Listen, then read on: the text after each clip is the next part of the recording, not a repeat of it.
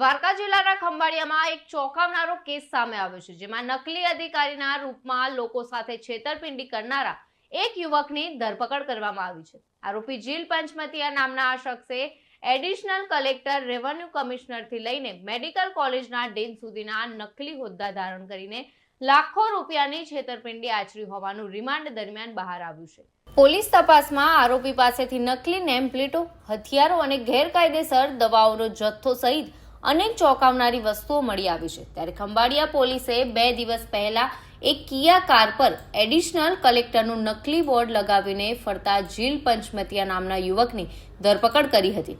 આરોપીની આખરી પૂછપરછ દરમિયાન જાણવા મળ્યું કે તેણે માત્ર એડિશનલ કલેક્ટર જ નહીં, પરંતુ revenue commissioner, sub divisional magistrate, superintendent emergency service, MP Shah medical કોલેજના એડિશનલ ડીન અને કમિશનર મેડિકલ એજ્યુકેશન જેવા અનેક બનાવટી હોદ્દા ધારણ કર્યા હતા। આરોપીની કારમાંથી સરકારી ગાડીઓમાં વપરાતી લાઇટ અને સાયરન ઉપરાંત એડમિનિસ્ટ્રેટિવ, ગવર્મેન્ટ ઓફ ગુજરાત અને ગવર્મેન્ટ ઓફ ઇન્ડિયાના નામે બનાવટી નેમ પ્લેટો મળી આવી।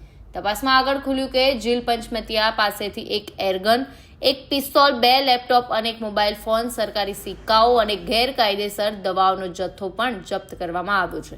જીલ પંચમતિયાએ ખંભાળિયામાં તેમજ તેજન રામાવત નામના યુવકને પોલીસ ભરતીમાં પાસ કરાવીને અને તેના ભાઈ મિહિરને એડિશનલ કલેક્ટરના PA બનાવવાની લાલચ આપીને 32,200 રૂપિયા ખંખેર્યા હતા।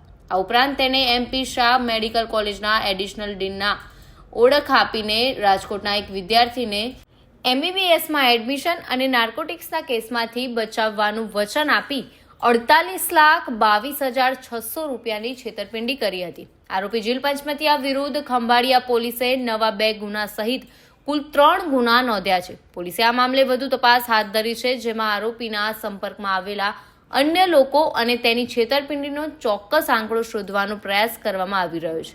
તો આ ઘટનાએ સરકારી હોદ્દાના દુરુપયોગ અને નકલી ઓળખના માધ્યમથી લોકોની ભોળપણનો લાભ લેવાની ગંભીર સમસ્યાઓ સામે લાવી છે।